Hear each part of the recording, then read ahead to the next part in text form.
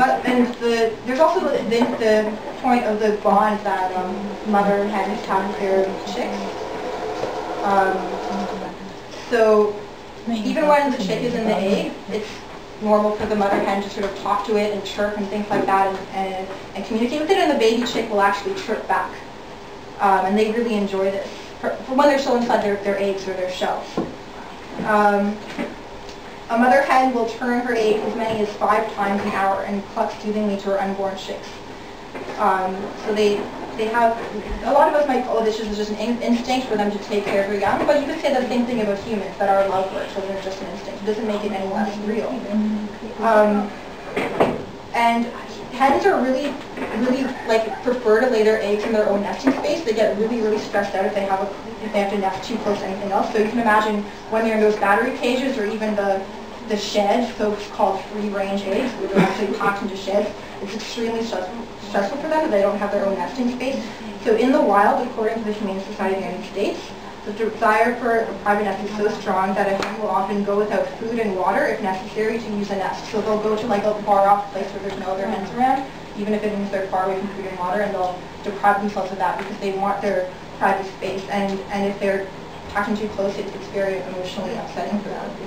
So just to sort of show you how intense the bond can be with the chicken and her baby. There's a little video I want to show you. Where did things go? It's on the desktop. On the desktop?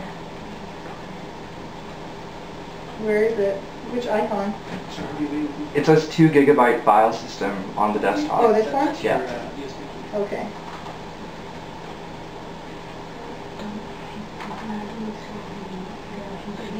Open in another tab. At some point you can just... Here it is.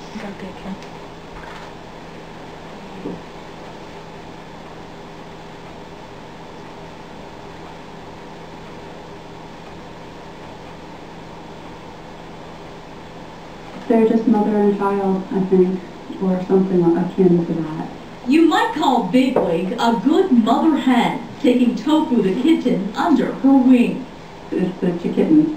In this video provided by Ann Hars, fowl and feline are inseparable, so you can only imagine the flux of concern when the chickitten flew the coop. Squawking really loudly and trying to find the kitten. The 2 animals were out in the front yard. Tofu wandered off. Hars painted a mural on the house pleading for help. Suddenly, Tofu became the talk of Coronado Street. For days, Bigwig wigged out, not knowing what to cockle-diddle-do about Tofu. She hasn't moved since. Basically, she hadn't gotten out of her basket, she hadn't eaten. Then, a neighbor who saw the mural and believed the cat was feral brought Tofu home. Now, mother and daughter are basket buddies once again. It'll be an amazing thing to watch them develop together. Let's see what happens. Let's see what future brings to these 2. This is actually not the first example of a cat and a chicken bonding. I found this video today because a long time ago someone had sent me a video of a cat and a chicken that formed a bond in Korea, and I was looking for it on YouTube and couldn't find it, but I found this instead. So chickens also form friendships with each other, like non-relatives, not just their children. Kim Sturla, the manager of Animal Places Sanctuary for Farmed Animals, she talked about a friendship between 2 chickens. We rescued an elderly hen Mary from a city dump and later an elderly rooster, notorious for it. That's his name. They bonded and they would roost on the picnic table. One stormy night, with the rain really pelting down, I went to them in the barn and saw the rooster had his wing extended over the hen, protecting her. So cows are also they also have very emotional and social creatures as well. In fact, by definition, one of the reasons we were able to domesticate these animals is because they're such social creatures. You can't really domesticate animals that are not social. So this guy, Donald Broom, professor of animal welfare at Cambridge University, he talks about how cows actually get a lot of joy out of learning and discovery. So a cow becomes excited by solving intellectual challenges. In one study, researchers challenged the animals with a task where they had to find out how to open a door to get some food.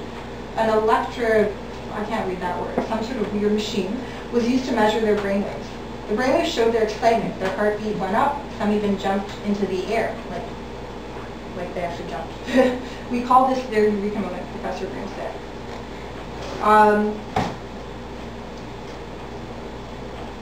So cows also communicate their emotions through their body posture, their vocal sounds, to express a whole range of emotions, including contentment, interest, anger, and distress.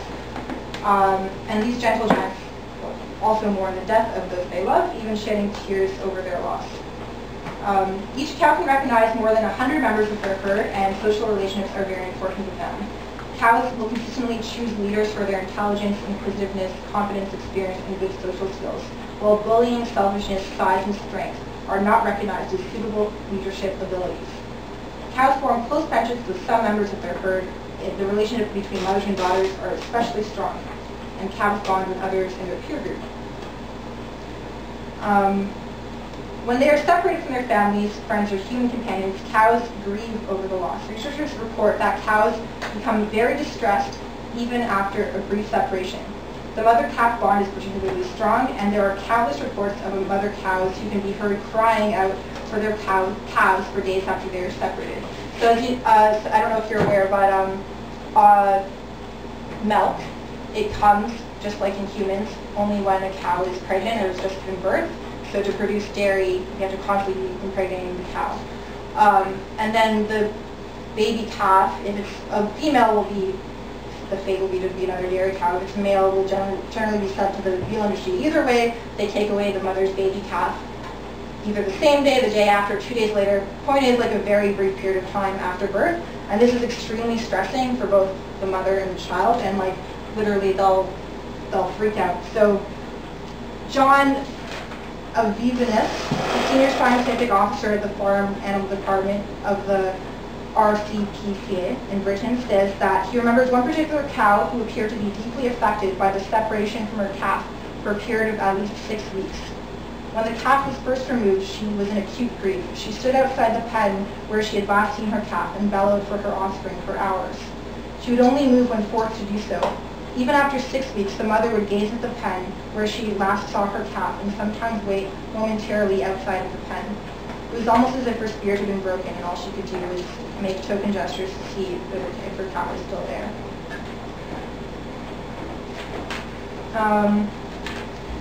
So cows tend to also develop grudges if they're treated badly. They're very sensitive to mistreatment.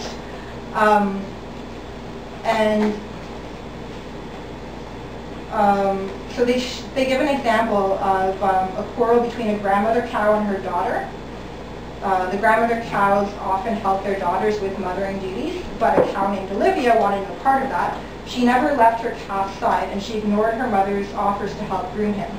And the mother got very offended by this, and finally she marched off to another field to graze with her friends and never spoke to her daughter again. Of course they don't speak, but she never, went and hung out with her daughter anymore after that.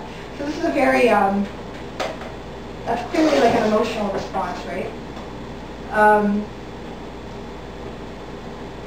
So researchers at Bristol University found that cows have best friends and colleagues just like human beings do, and that animals groom and lick each other to demonstrate this affection. The longer partners know each other, the longer they groom each other. So here's another example of a cow holding a grudge against someone.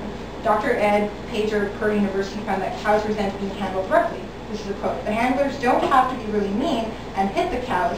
It's just a slap on the rump in the way that many farmers would. But the cows don't like it, and it makes a real difference. So you can imagine how they feel about the horrible abuses they suffer in factory farms. This was just like a farmer smacking it not too hard. So like the things like the branding and the cutting off of their horns and the castration without anesthetic, that would obviously really piss them off. With kind treatment, cows can be very loyal companions. Anyone who has spent time with cows knows that they look out for their friends, both human and animal. Stephen Leland writes that when Reverend O.F. Robertson began to go blind, his cow Mary became his key